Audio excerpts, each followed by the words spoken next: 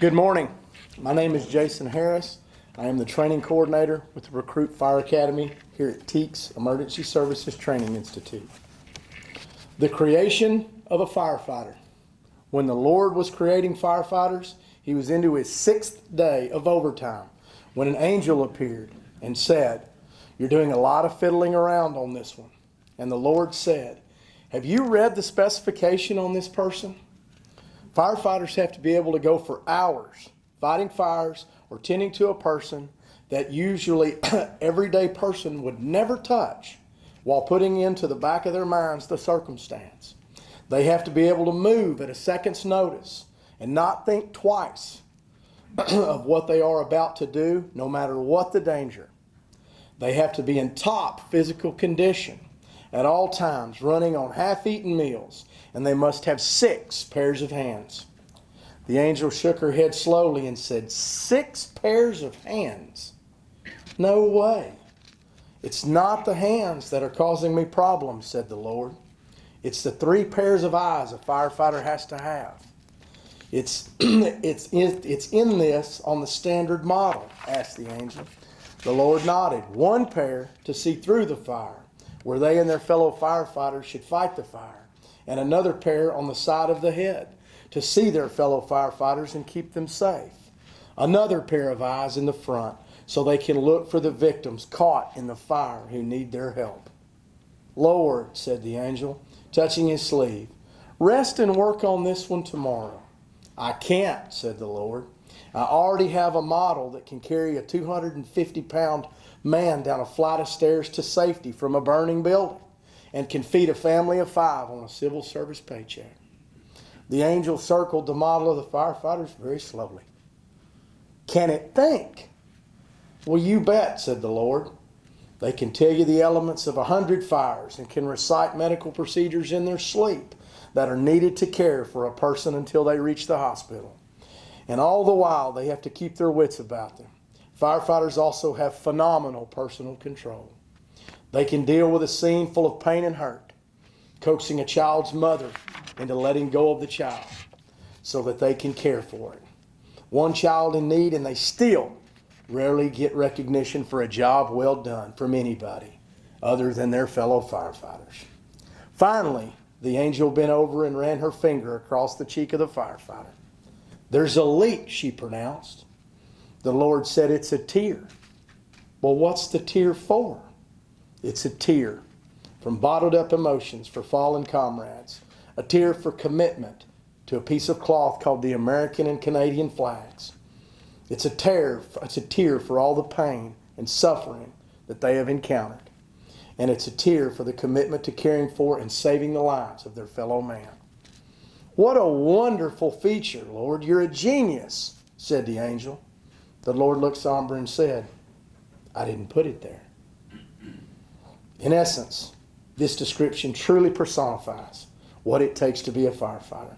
An individual of self-sacrifice, one dedicated to serve others, with little reward except self-satisfaction, recognition, and the only fanfare is their family. One who at birth was given the integrity, the stamina, courage, and desire to place others ahead of themselves. It is, in my opinion, the individuals coming before you today have been hand-chosen by God our Creator to carry on the tradition of the fire service, the saving of life and protection of property, usually not their own. Family, friends, guests, those in person here and those watching on the live stream, I now present to you the graduating class of TEEX Recruit Academy 39.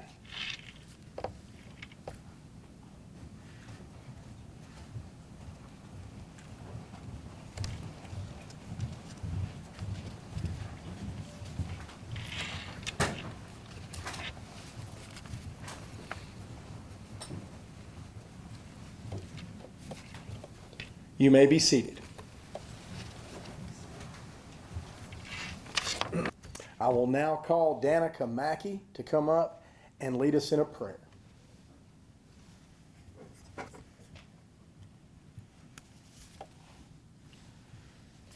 Lord God, It is our privilege to gather here today to celebrate the graduates of Recruit Class 39 and their entry into a service with those who have served honorably before them. A day to acknowledge their achievement and to pray for the continuous advancement and safety as they embark on this new life journey. We would like to thank you for all of those who you put forth to teach them and share the knowledge with those who hope to follow in their footsteps. Give them the strength and grace to make a difference in others' lives wherever they may find themselves in years to come. We pray for your continued blessing upon them, their families, and the communities they will serve. We ask that you protect them in the performance of their duties, inspire within them a satisfaction in knowing what they will do to affect the lives of others, and help them be courageous throughout their service. May their efforts always be appreciated and valued. We thank you as you bless this time of celebration today. Amen.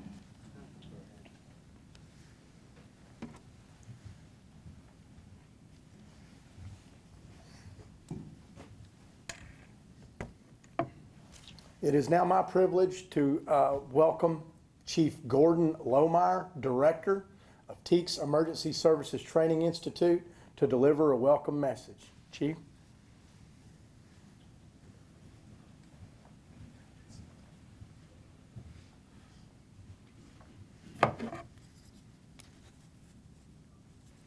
Good morning. Today's the day you've been waiting for, right? Yes, sir. Graduation day. Congratulations. So, TEEX Recruit Graduation Day, Online Recruit Academy, Class 39. Congratulations. Today, we're here to recognize 17 graduates from the program. I think these graduates embody the TEEX mission of TEEX makes a difference by providing training, developing practical solutions, and saving lives. And that will be your opportunity when you leave here today. My name is Gordon Lohmeyer. I proudly serve as the Division Director for TEEX Emergency Services Training Institute. It took a lot of effort to get here. It took a lot of effort to get through this. I think you'd all agree to that. But there's been a strong supporting cast that have helped you along the way. We absolutely want to recognize Jason Harris and his team that helped you be successful. I think we've got Brian Lean in the audience today. Brian, thank you, sir. Charles Armanza, there's Charles, and Josh Burnett. Thank you for the effort that you gave to these recruit students to help them get there. We also want to recognize our agency director, Chief David Coatney. Also our Chief Financial Officer, Tracy Foster, is able to be with us today, so thank you for being here. We appreciate you.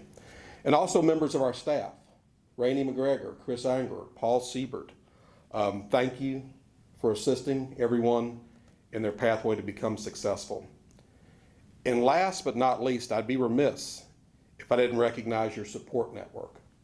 Your friends, your families, moms, dads, wives, husbands, brothers, sisters, nieces, and nephews. Everybody that took care of things back at home while you were away, starting your new career. It's really important that you have a support network that allows you to follow your dreams, took care of things back at home, and made it possible for you to get to this point. Also like to recognize Chief Richard Mann from College Station Fire Department and other uniformed personnel that's here today. Thank you for taking time out of your schedule to be here for graduation day. Class 39, 17 graduates of the program, we're proud of you. You passed every part of your certification process to become a professional firefighter. You passed hazardous materials awareness, operations, product control, and PPE. NFPA 1001, Firefighter 1 and 2. It wasn't an easy lift, I'm sure, but you made it, and that's the important part. We're proud of you. We're proud of your accomplishments, but we're more proud of you of how you conducted yourself. So this is the start of expectations for your future.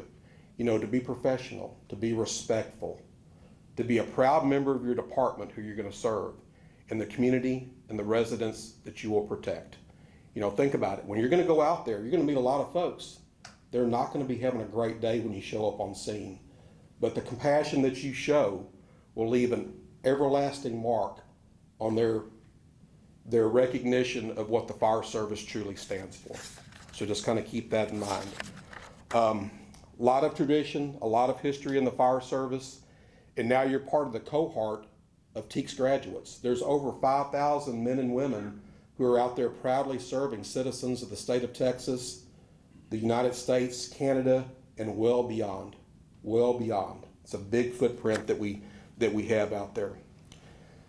So something you probably picked up over the last few weeks is trust. You've had to trust in one another. You've come together as a team and had to rely, trust, depend upon, in many cases, perfect strangers. A lot of you didn't know each other when you came together.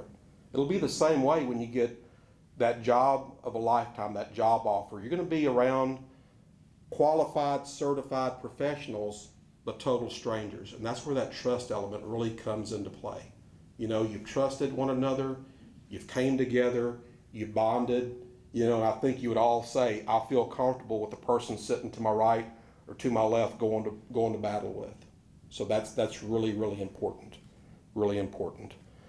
So as a public servant, you know, you have to remember a couple of things as you go out there as well. Be compassionate. Show a lot of compassion for the citizens that you serve. Be honest. Own it. You know, we all make mistakes, but it's not about making the mistake. It's about what we learn from mistakes. How do we recover and then move forward? Be of strong moral fiber. You know, have good character. And then be a person that has impeccable work ethic. A good work ethic will take you far in this career. So, proud of you. Glad that you're here. Friends and family, thank you for taking time out of your day. Everyone that's joining us online, we're here to celebrate their accomplishments, and we're proud of you, Class 39. Thank you.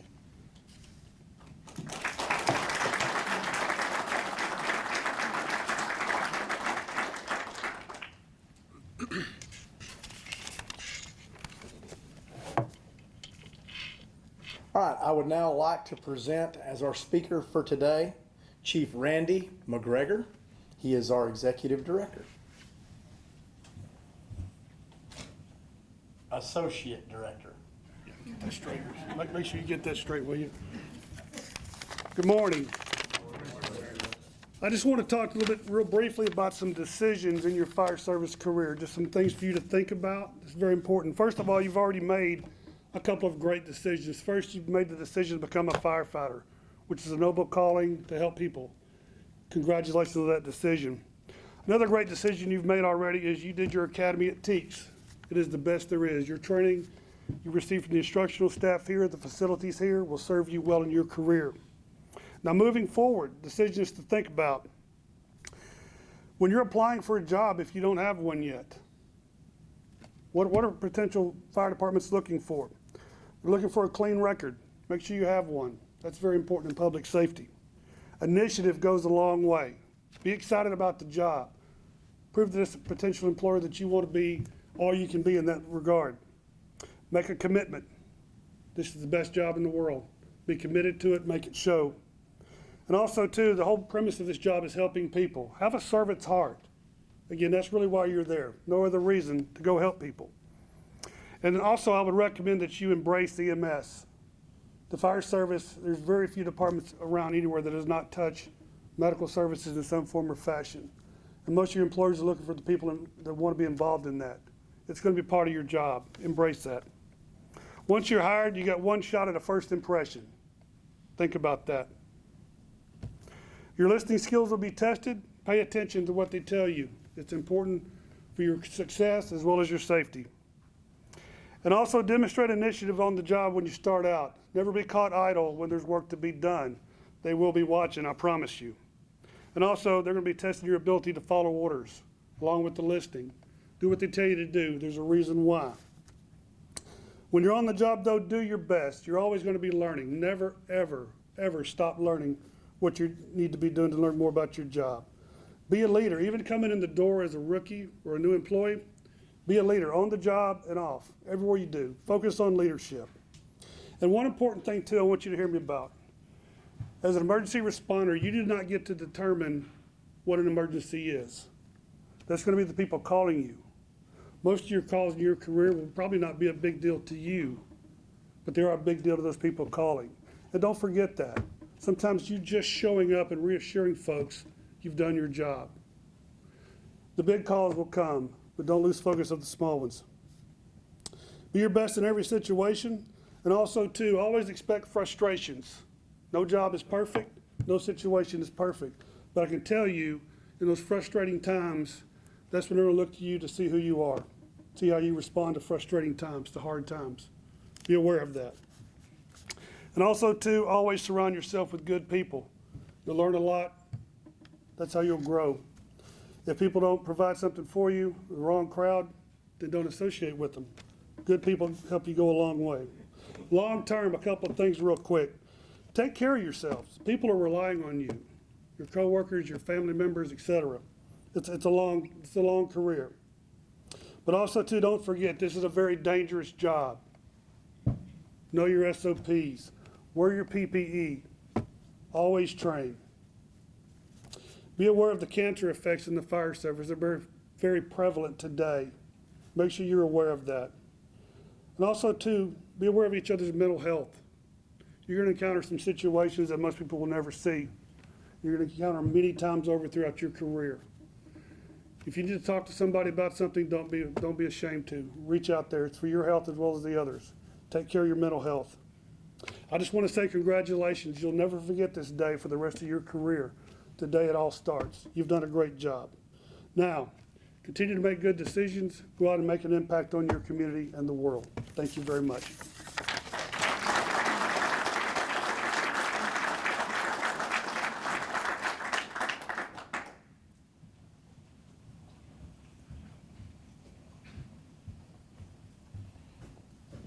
Thank you, Chief McGregor.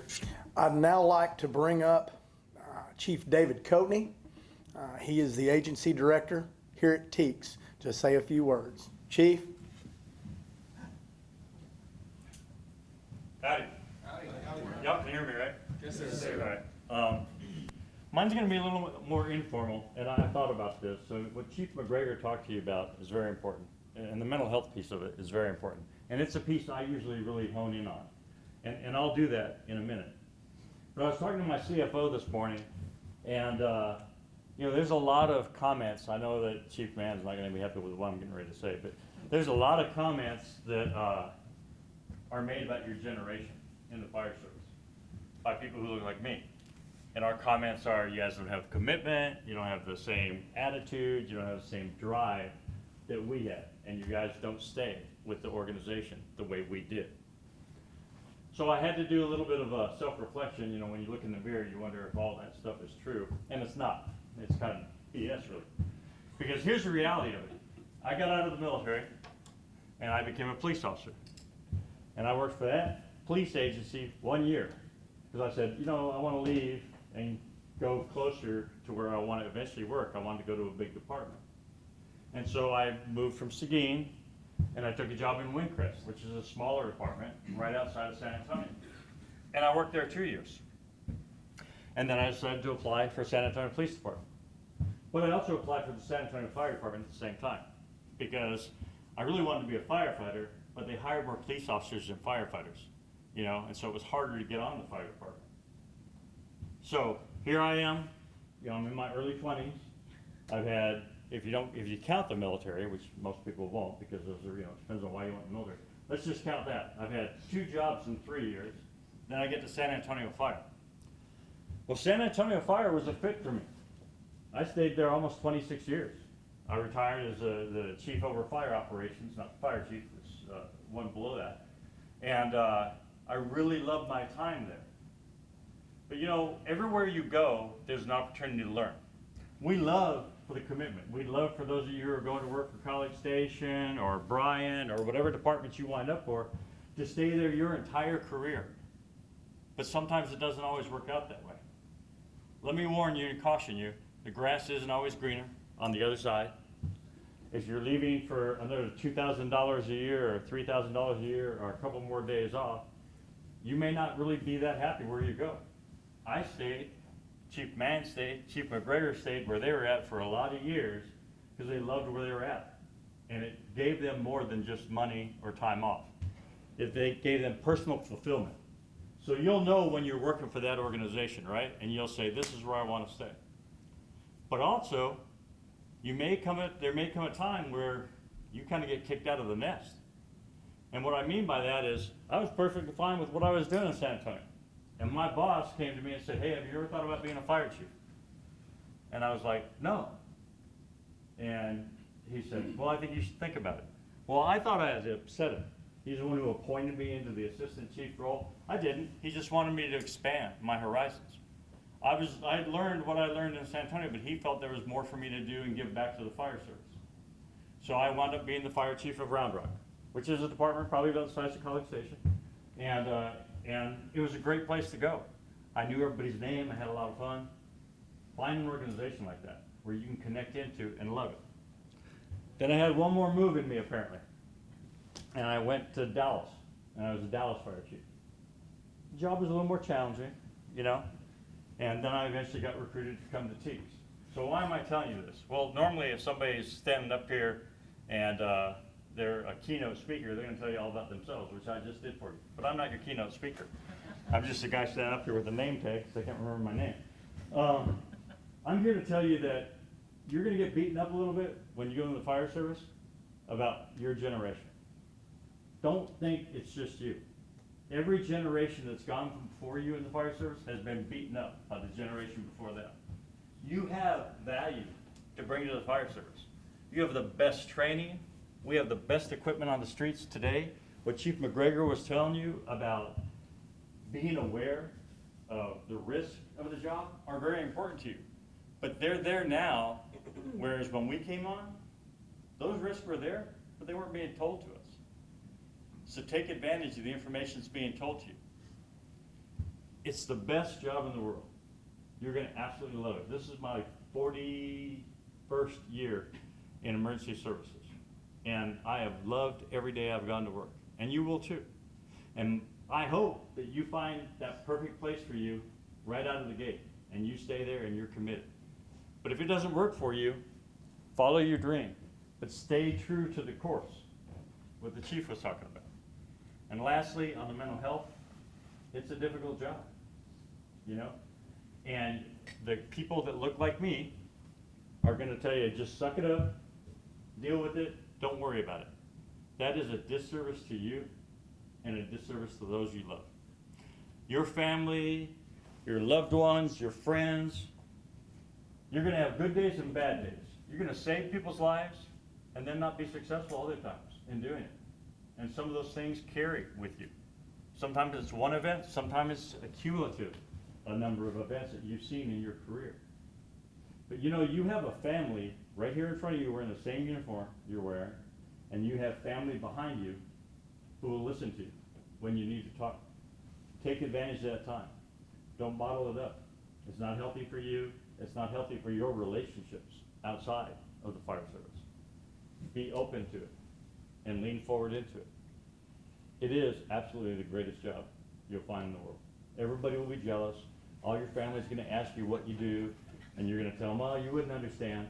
Well, because you haven't given them the opportunity to understand. It's all about painting the picture and telling the story. You know, some of us are really good at it, some of us are really bad at it. I'm both, depending on what time of the day you get me. So, but just be honored with what you do. You serve others. There's only a handful of people who will raise their right hand and take an oath to serve those people. You're special. Thank you for what you do, and congratulations on your graduation.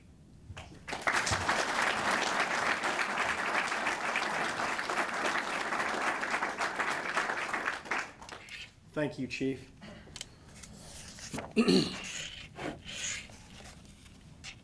I would now like to call Benjamin Suddy, class captain, recruit class 39.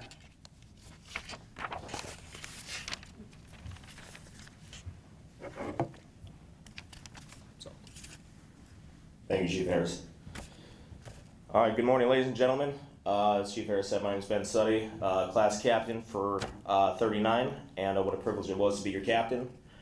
For the last 4 months, these recruits have done up to 500 hours of online and in-person training to become certified as firefighters, yet they have earned something more than any certification can give. They've earned the trust and the respect of the recruits next to them, and they should be proud of themselves for that.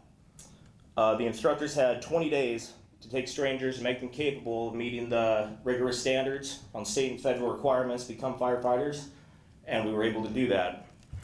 Structural firefighting gear is referred to as turnouts, and being able to don this equipment in 2 minutes is an essential part of being a firefighter. Many recruits that showed up to this academy had never touched turnout gear before, and many of them failed. This was day one. Other recruits that were proficient or had the ability to meet those standards immediately stepped in and began to help these other recruits. And that's key to remember because that was the attitude the Class 39 took throughout the duration of this training cycle. Our days consisted of constant training. The next days were followed by rigorous evaluations to state and federal standards to an expectation this academy expects. I had 6 lieutenants in charge of keeping the companies together every day and every morning. And we all know it can be a challenge to keep yourself together and ready to go, let alone 3 other people in your engine company. Yet my lieutenants and my recruits showed up every morning and performed to my standard as well as the academy standard without issue, and they were always ready to challenge the day. These recruits helped each other through testing anxiety, challenging in skills, and any self-doubt that they may have had through this academy, which all of them at some point did have some sort of self-doubt. And the recruits to your left and right got you through it. In 20 days, the recruits of Class 39 went from being essentially strangers to working together as cohesive engine companies in conditions that were conditions such as blacked out smoke, live fire, and having instructors over your shoulders constantly critiquing every decision you made.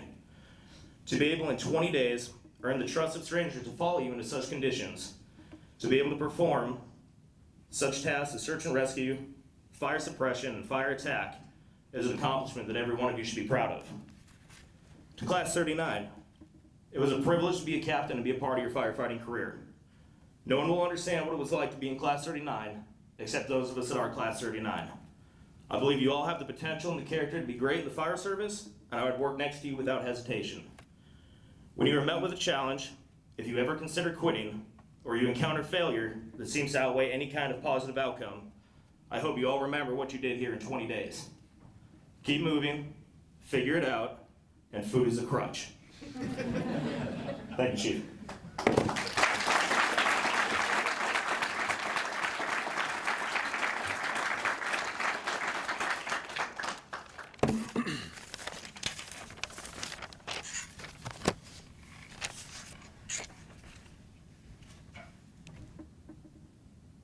It's time.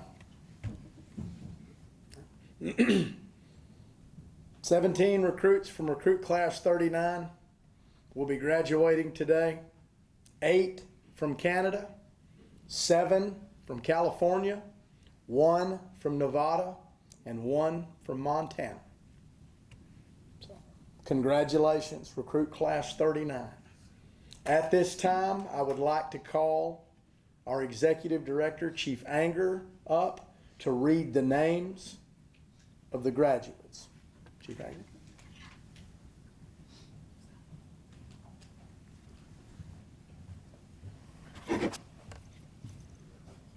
39, you may rise. And I'll call all of those other chiefs to come up and help hand out Absolutely. materials. All right, it's my privilege to read the names this morning. Zachary Boyer.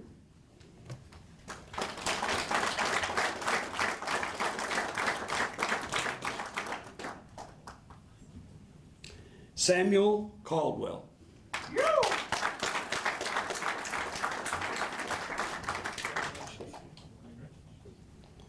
Trevor Collette.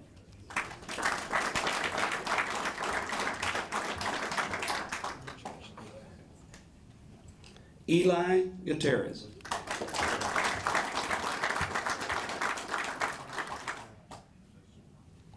Jordan Hewitt.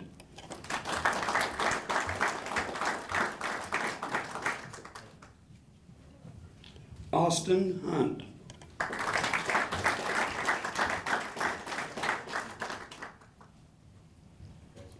John Keeper.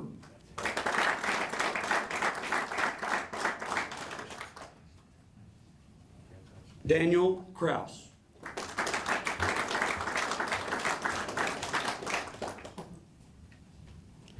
Matthew Lowe.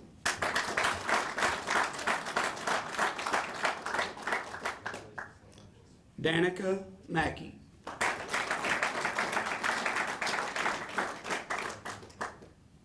Brett Mavity.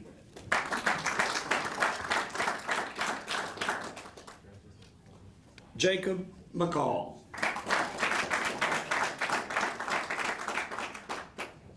William Norris. Carter Pope. Kenneth Powers.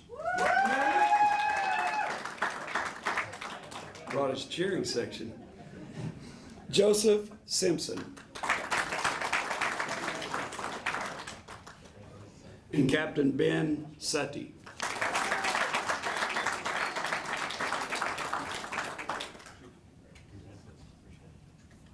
And may I present to you the graduates of Blended Recruit Class 39.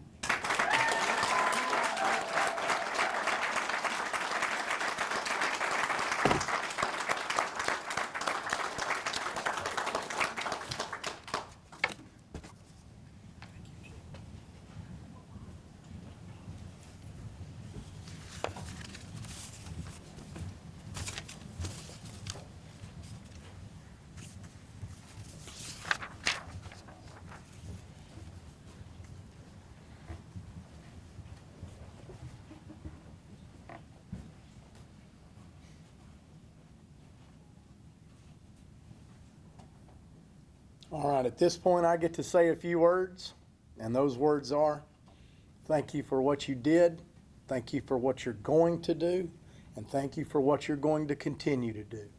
And I always want you to remember, love the job because it loves you. Don't ever stop loving the job. Do I make myself clear? Yes, sir. At this time, I will be calling up the class captain, as he has the entire 20 days that they have been here, to dismiss the class. Class captain?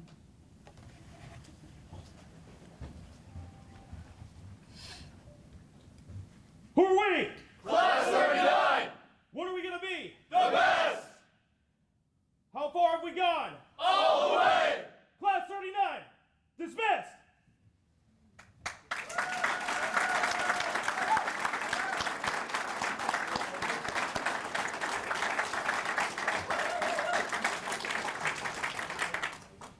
Thank you, and that concludes the ceremony.